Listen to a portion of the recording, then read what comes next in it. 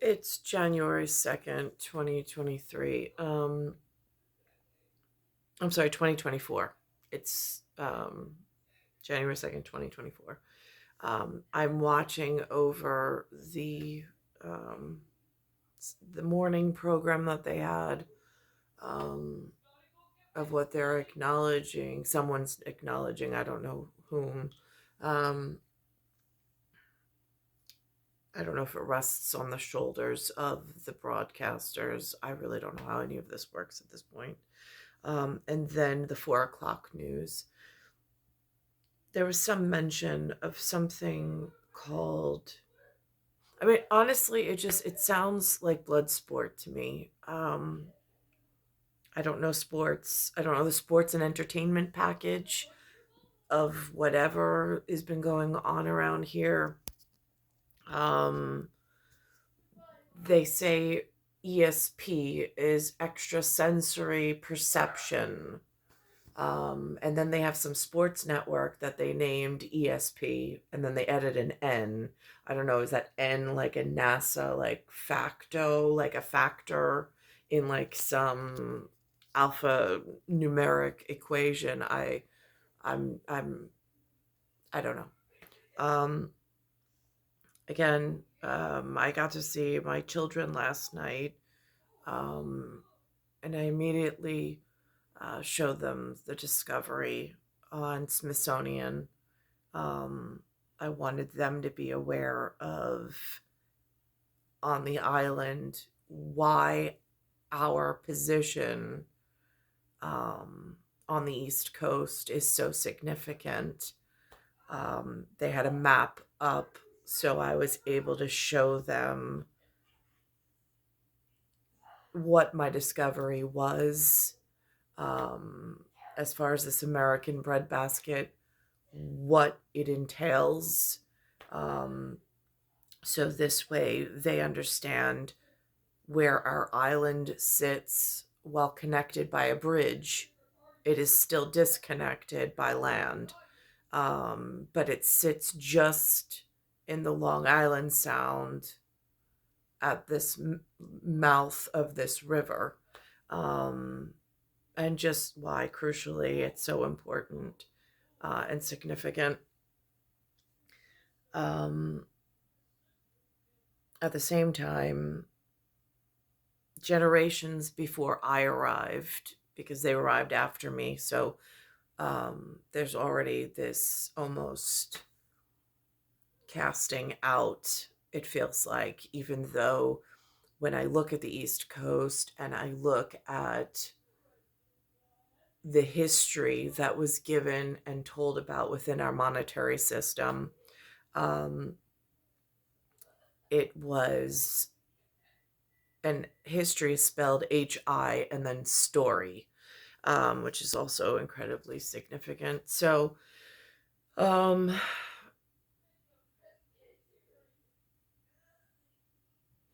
I'm watching now. Well, so in our history, there was a large section called Flushing, uh, by the World's Fair that happened in like 1950s, 60s.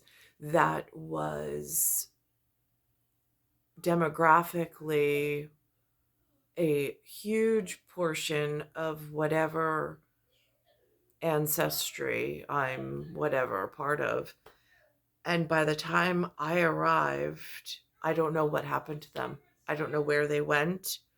I don't know. And but then all of a sudden it's like I'm here now in Bayside, and it feels like I'm surrounded by strangers. Stranger danger. It feels like strangers. Um, So I don't know what's been creeping in or how that happened. I'm sure somebody knows. But at the overlooking, from a position of overlooking a Portsmouth, um, and America's breadbasket, it seems like a really crucial piece of security.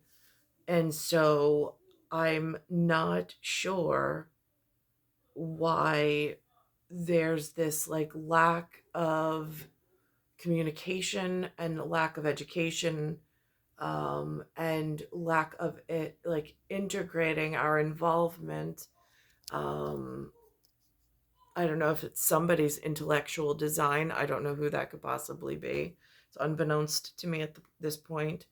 Um, but it is frightening from a position of my parents are now almost, they're in their last years. I'm here and I have children trying to grow up. Then I look to the college system, which I was never, they were not rearing me in order to enter this college system here. Um, there was an attempt to get me to Boston, and then somehow, like again, that fell apart. Um, so I was here in New York on the island the whole time.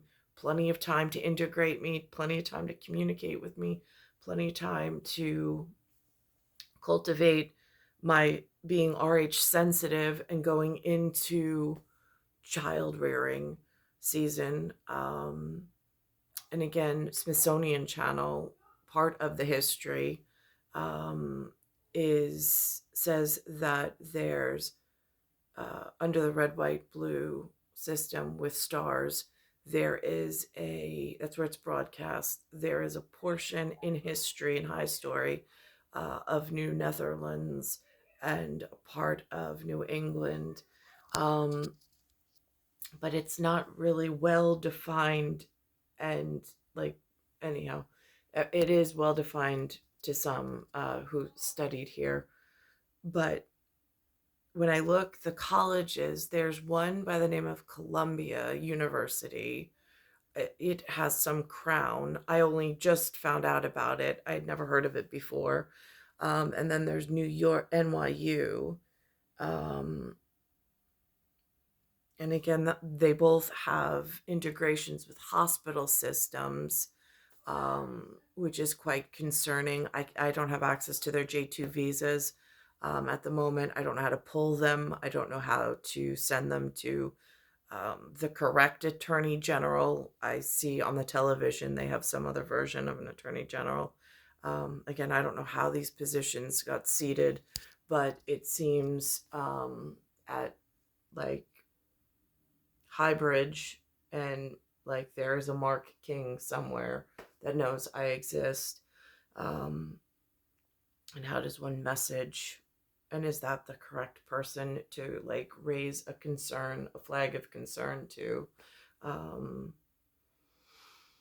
with in the shipping and containment issues that go on in places that are somewhere in a peer like 88 group of individuals.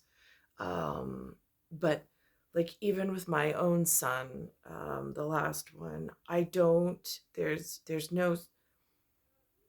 There's not this like I'm having trouble health wise, as was my grandmother before me, but there's there's not this rearing and helping mold and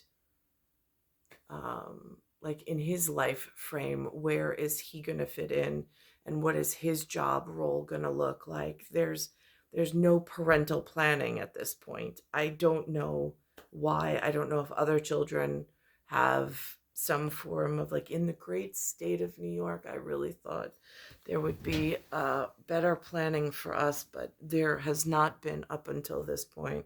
Um, and then I'm watching for clues, and they show this thing of Gotham, and then they're showing these buses being sent in from Texas about these migrants that are arriving. And I'm really concerned about the college system in New York. Again, the hospital that I attend at the moment is North Shore University, um, and at times Catholic Health. Again, I am whatever.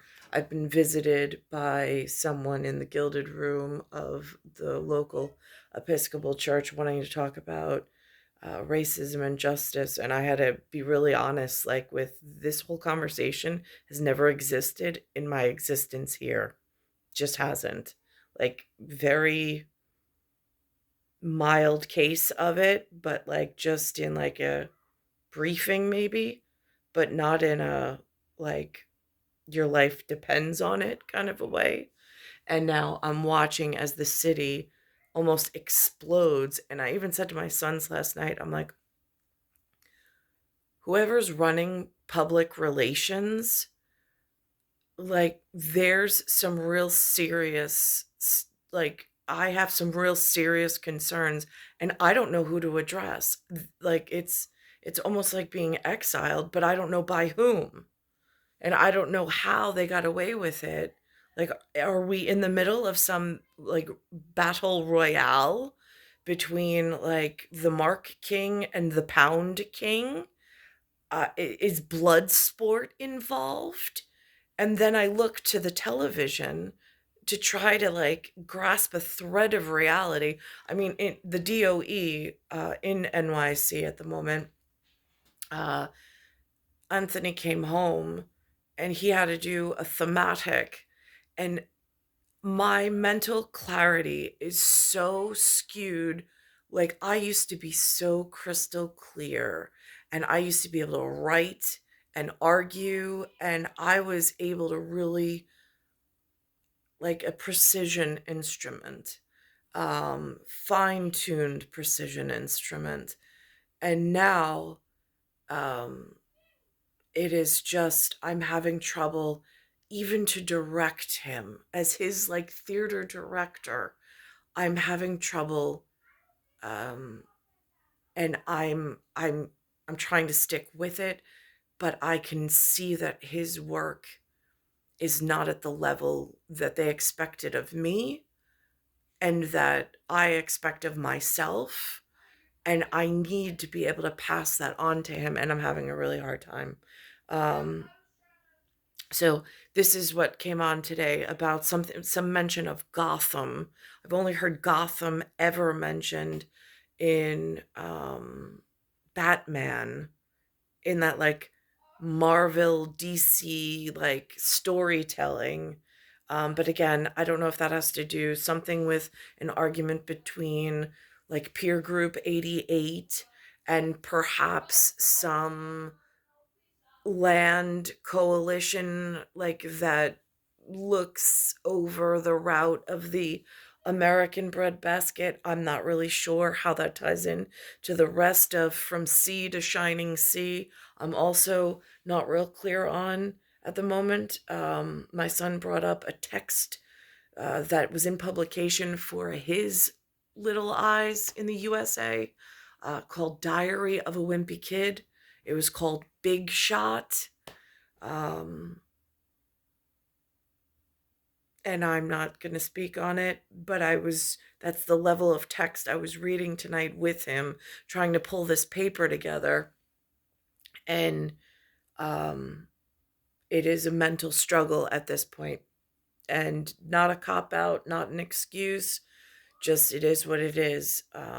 Not where I want to be, not where I saw myself being, but this is what I'm up against at the moment. So I'm going to pause this and I'm going to pull up what the C the BS put on this morning as episode 2 for the year 2024, with two players and something to do with soccer. Again, I don't follow sports, especially blood sport and sports and entertainment package.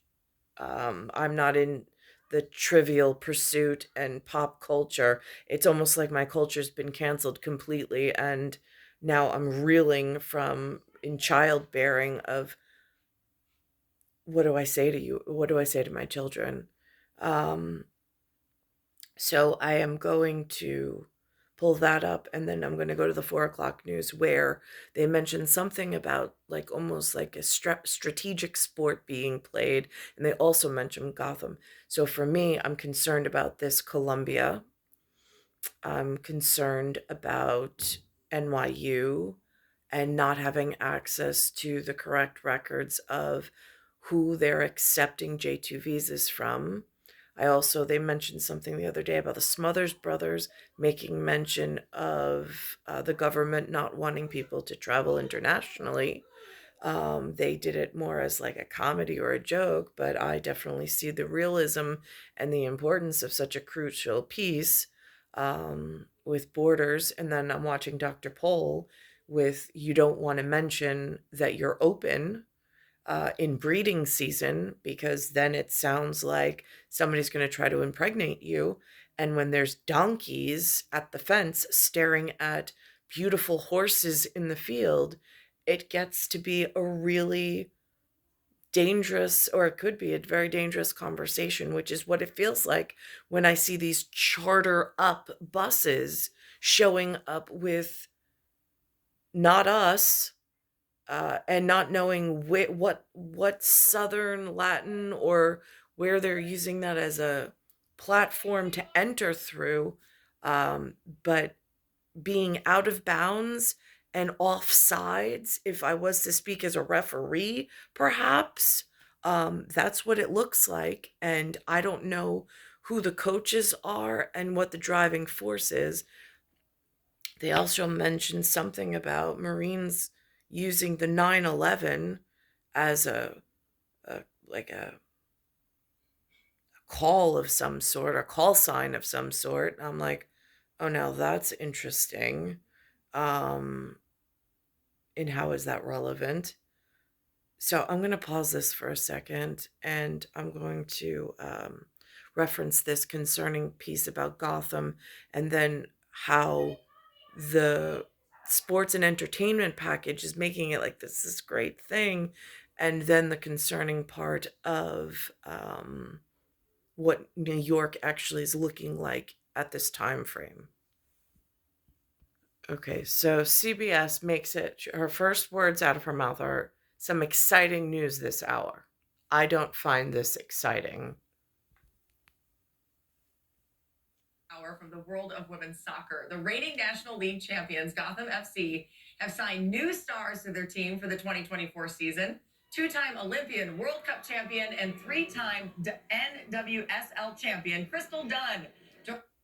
Now, if given a choice of what would I prefer to watch, I was watching Nashville, Tennessee, and the country performance that Leonard Skinner and Lainey Wilson and whatever, and then Dustin Lynch, who I guess this is the version or their Nashville version of royalty, I suppose. Those are the names and faces that they've put forth.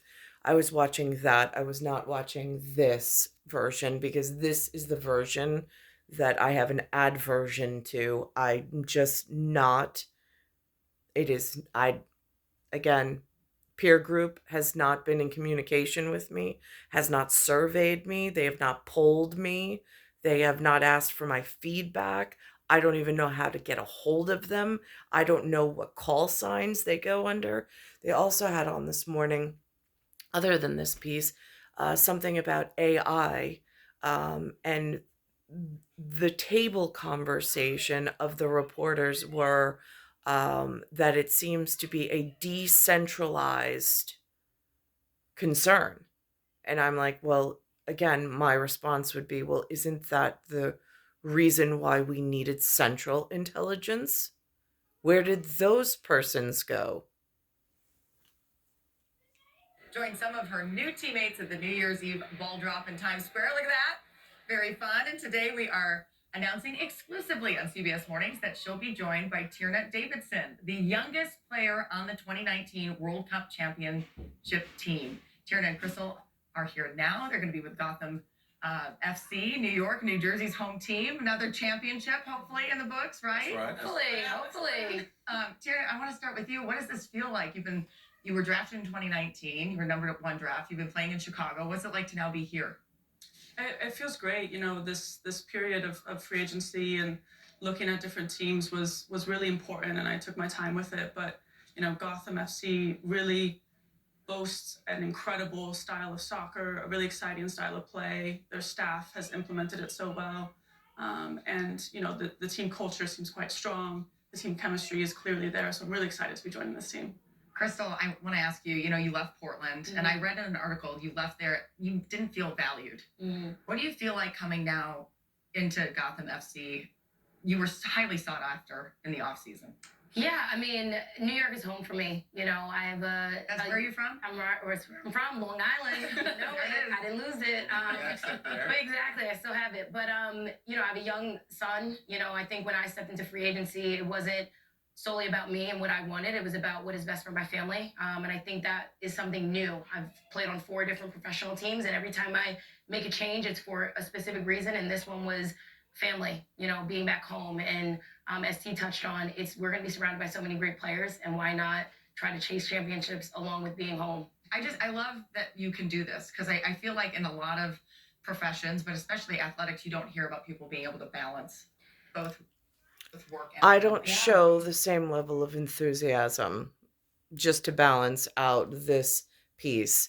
Especially when I see things like the Adams administration and what they're up against with what's going on in New York City. And they also reference Gotham in this piece on Channel 7 News. This is Channel 2, the CBS, and now I'm going to go to the ABC Channel 7. I'm going to pause this for a second. Okay, and now he's reporting from Port Authority inside New York City. Are you Midtown with more Anthony? Dave, the Adams administration today advising these municipalities along New Jersey Transit and Metro North lines to implement their own executive orders to prevent these bus companies from dropping off migrants at all hours. You know, Mayor Adams reiterated this is a humanitarian crisis and New York City remains a sanctuary city, but he maintains that If Mayor Adams is reiterating, my question, being so out of the loop, would be who's iterating? Who are they taking the lead from? Who iterates at this point with all of this going on? And with there being some Columbia University and some New York University, and then the universities that I went to, and it's not an alumni challenge. I didn't graduate from any of them. Just went and I was quietly observing and earning matriculate credit without a end degree. To bring law and order to this city, and there's certainly no love lost between Mayor Adams and Texas Governor Greg Abbott. It's turning into one big chess match. Migrant buses, the pawns. One politician trying to outsmart the other. The Adams administration today saying if this was Gotham City, Texas Governor Greg Abbott is the joker. Some men can't be reasoned with or negotiated with. Some men just want to watch the world burn. Greg Abbott is that man. Police on guard at the Port Authority. Bus companies bringing in migrants will now be penalized by the city for not giving 32 hours notice. Buses must also make drop-offs within a tight window. The mayor issuing the new executive order to gain back some control, an order Texas seems to be scoffing at. Since we issued that executive order, not one bus from Texas has complied. Not one. What's happening right now is bonkers. It is really what Texas is doing is bonkers. Sending the migrant buses to various train stations in New Jersey, including Secaucus, a tactic Mayor Adams responded to today. We're dealing with a bully right now, and everything is on the table that conforms with the law. And that may mean utilizing the NYPD. Mayor Adams today encouraged. I am concerned about Pier 88 Group and shipping lanes and cargo and neat and tidy standards. I'm worried about funding. I'm worried about punishment. I'm worried about how this is going to affect my own position and my children. I'm concerned about a lot of things, considering I'm just concerned. I'm going to put on the piece about the AI. And now this is the same CBS episode. It's E2, the year 2024. And this is a piece, they have a picture of Washington, D.C., and then they have, and again, that goes into like, why is it D.C. in that part? They call that District of Columbia surrounding the White House. So that makes it even more concerning of they when I graduated from a New York City school system, why was I not told that if Columbia is the one that communicates with Washington, why was I not instructed to apply and to go to that school? Um, so again, this gets really confusing in preparation for one's life and ability to even survive. Um,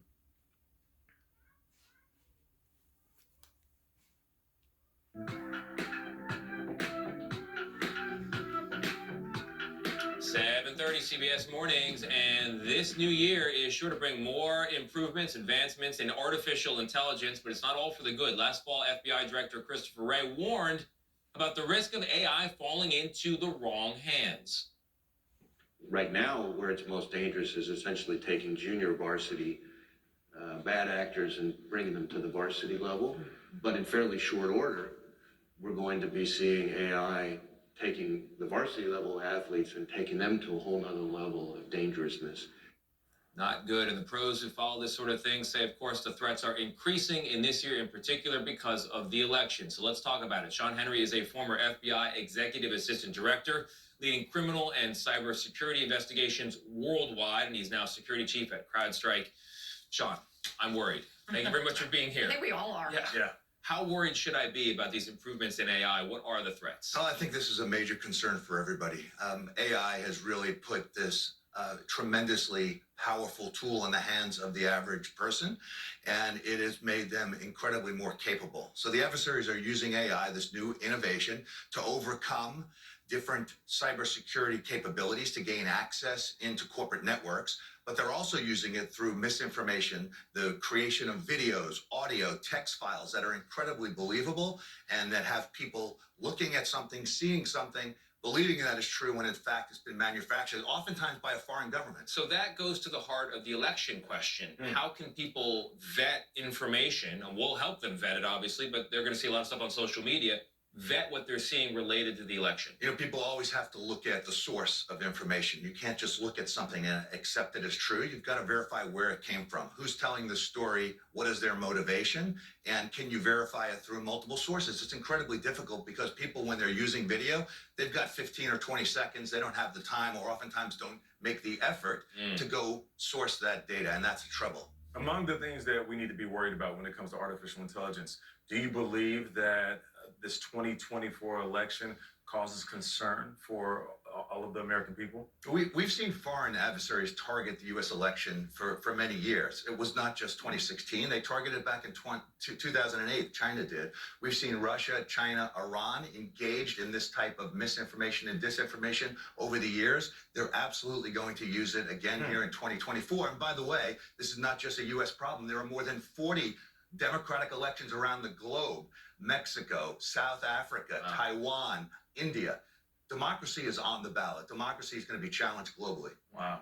Well, you know, we as journalists have to source things and look at things, but I don't know that the average American knows how to do that. Can you just describe for people what they should be doing to source the information? I think it's looking at where the information is coming from. Is it a valid media outlet? Who's the person? Is there a particular objective that somebody might have? Is it coming from a political party? Is it coming from an independent source? You're right. The average person doesn't have the full background to do that. But I think going forward, people have to understand.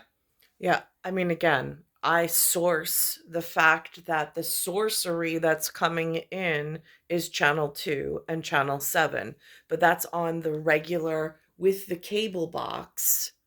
The cable box, the thick coax cable. It's not an Ethernet cable, it's a coax cable. It's not internet, it's not satellite. It is still cable television through the Verizon. So this way I know that it can be verified. It's not one of the new digital possibilities. It is still the tried and true. Again, I'm concerned that they broke up. It used to be Baby Bell or Atlantic Bell for the telephone company. There was an itemized bill. It was more expensive, but we don't really use the telephone. It was no big deal. It was local, then a regional, then a long distance, and then if you happen to know somebody in international, or you had a service member, then you used international, but that helped with national security internally. I don't know who or why they would ever allow that level of breakup or shakeup in internal United States of America security. It really concerns me for myself and for the future, like the future that my children are going to be living through. I don't know how it ever got accomplished during my parents' age, between my grandparents and then parents' age. I don't know the circumstances going on locally, or there's been very little communication about any of this. I'm going to pause this for a second. Actually, I'm going to go back to the piece and then I'm going to pause it for monetary confirmation.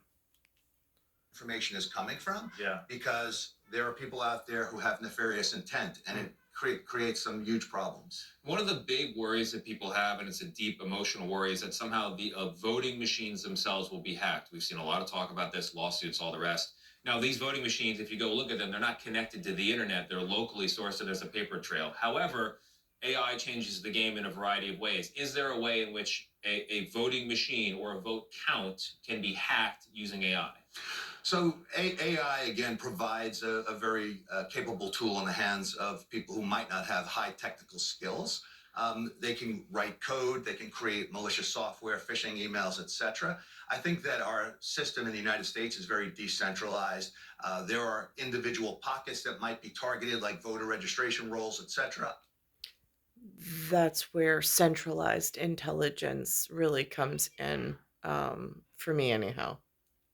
I don't think from a voter tabulation problem at a wide scale to impact an election, I don't think that. But again, in my life frame, that seems to be a whatever, since I got some problem going on with the 1975. And then there's I'm an August baby, and there's an Augusta, Maine somewhere. On the East Coast. These are important things because Pearl Station is like at the other end of that spectrum for the Io me io in Dear God, dear in God we trust, which is like written, inscribed on the monetary system with portrait. That is the U.S. Treasury, the White House, Independence Hall, and the eagle, the pyramid, a centralized level of intelligence, I suppose.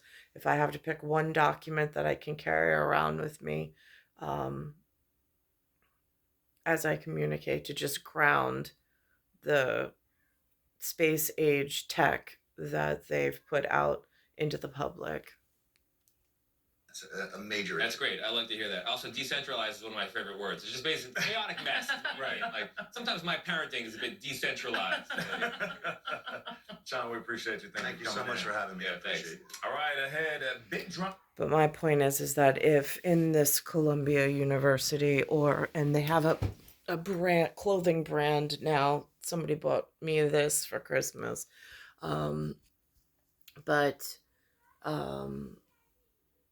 there is this